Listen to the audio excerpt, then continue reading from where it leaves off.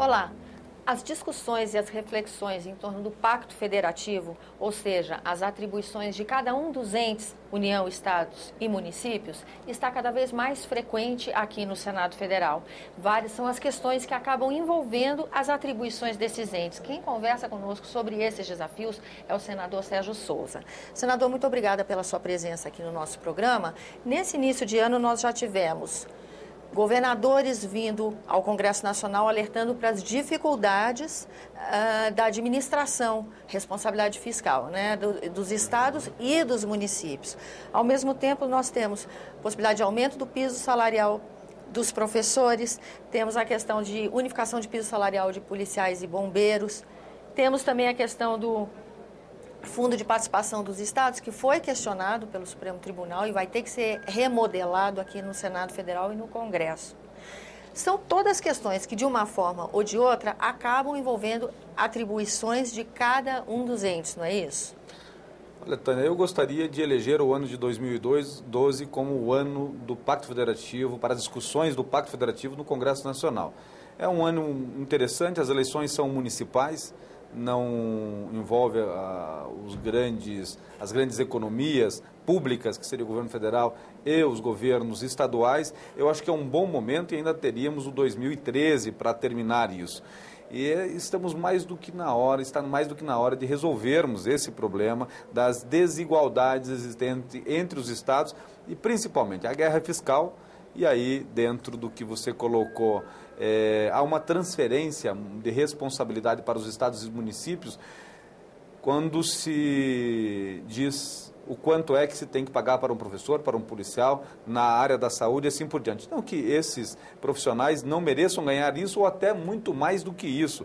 Eu acho que até merece muito mais do que ganhar. O problema é que os estados e os municípios estão engessados de tal forma que não têm recursos para isso, porque eles não participam de grande parte das receitas da União, que estão concentradas hoje nas contribuições, né? Na prática, então, o que está acontecendo é que estados e municípios pagam dívidas públicas que têm com a União, ao invés de fazer investimentos em políticas públicas. É isso que a gente está vivendo? Olha, isso tem alguns municípios e estados que se endividaram no tempo e no espaço, né? Porque as dívidas, todas elas, as dívidas externas, são garantidas pela União. Então, no momento em que o município, um estado, vai a um Banco Mundial, ao BIRD, ao BID, e toma emprestado um recurso para financiamento de infraestrutura no seu estado, no seu município, a União garante isso.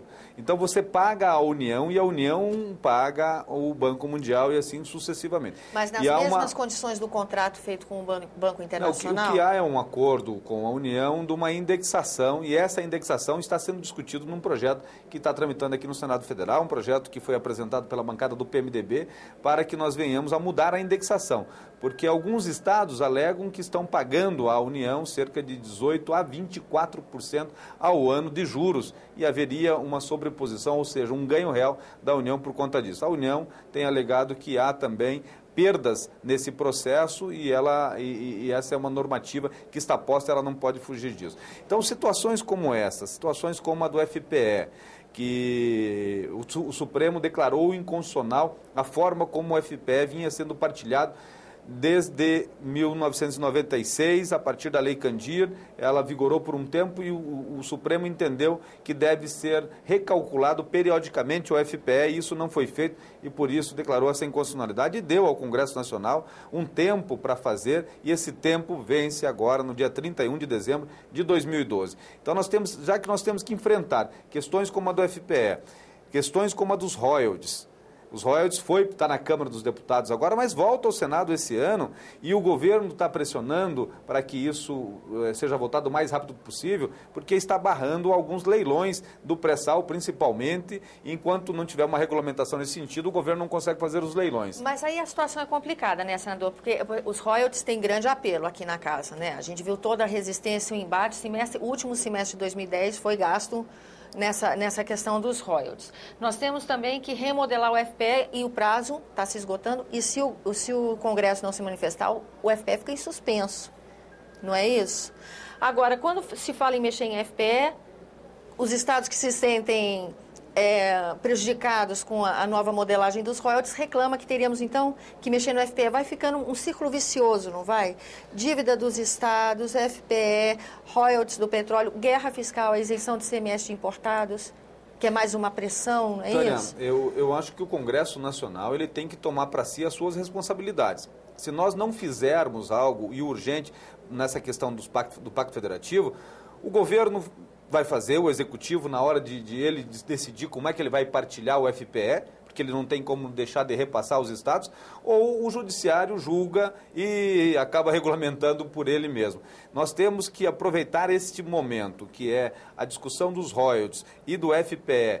Nós temos que fazer isso em 2012 e jogarmos isso tudo num pacote e resolvermos esse problema de uma vez por todas, porque o FPE é o indexador dos royalties, da partilha dos royalties. Uhum. Então não dá para decidir isso separadamente, tem que decidir isso conjuntamente.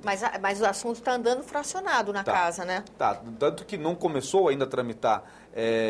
A proposta tem 5 projetos do FPE hoje aqui no Senado que está lá na CDH. Mais alguns que estão surgindo, alguns dos senadores manifestando a vontade de propor também um projeto. E isso está, de certa forma, parado há alguns anos, não andou, como a Câmara também está fazendo a mesma coisa. É diferente dos royalties, que já foi votado aqui, hoje está na Câmara dos Deputados, deve votar o mais rápido possível e volta para cá e já em questão terminativa. Mas nós temos que ter, pelo menos, firmado o entendimento no FPE para consolidarmos a questão dos royalties e a Câmara, acredito que está esperando isso. Outro tema que, assim, de alguma forma está ligado à questão do Pacto Federativo são as desigualdades regionais e os investimentos no desenvolvimento da nossa economia, de uma forma geral, né? Esse também é um assunto nevrálgico, assim, ele acaba entrando nessa discussão? Olha, tem um projeto que tramita na Comissão de Assuntos Econômicos, da relatoria do senador Pimentel. Eu fiz até um voto em separado contra o relatório do Pimentel e acabamos fazendo um acordo, retiramos de pauta o projeto para uma rediscussão dos incentivos do governo federal ao desenvolvimento regional.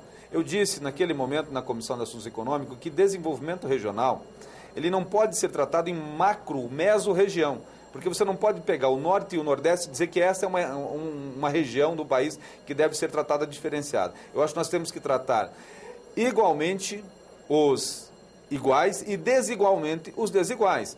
Se nós pegarmos qualquer estado do norte ou do nordeste, alguma região dentro dessa unidade federativa, ela é privilegiada e ela tem, então, os benefícios da mesma forma como tem uma região estagnada ou subdesenvolvida daquele mesmo estado.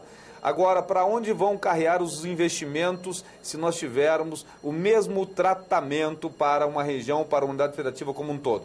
E, por um outro lado, nós temos regiões no sul e no sudeste também estagnadas ou devidamente, de certa forma, subdesenvolvidas, que precisam do incentivo da mão do governo para o desenvolvimento. Tanto quanto na região norte ou nordeste. Perfeito. O Paraná, por exemplo, São Paulo, por exemplo.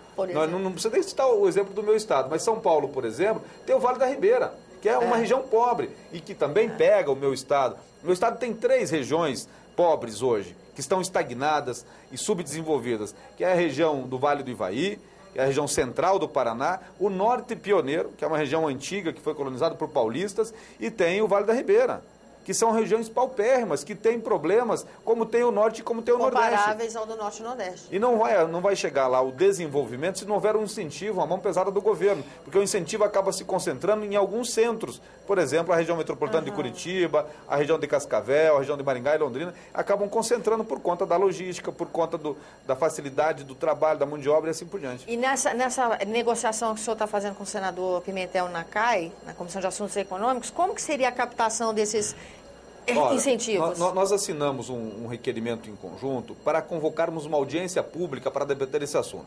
Colocaríamos o governo, colocaríamos a sociedade civil organizada, colocaríamos os estados para debater isso num conjunto para o Brasil. Não somente para o norte, para o nordeste, porque não resolve o problema do norte nem do nordeste, resolve sim o problema de algumas regiões em detrimento de outras dessa mesorregião, e cria-se um problema no sul e no sudeste, porque empresas e o emprego e a renda também está sendo migrado para o norte e o nordeste, não que não mereçam, mas não em detrimento de outras regiões. Nós estamos preocupados com isso, porque nós temos que cuidar do Brasil como um todo. Nós somos uma nação, nós somos uma federação de estados que estão todos dentro do mesmo território, somos soberanos, nós temos que cuidar desta situação como um todo, e o Senado é o papel do Senado, que é a Casa da Federação. Senador, muito obrigada pela sua presença no nosso programa, e a você que nos acompanha, muito obrigada pela atenção. Eu sou Tânia Horman, no programa Argumento, conversando com o senador Sérgio Souza sobre os desafios de uma repactuação do Pacto Federativo.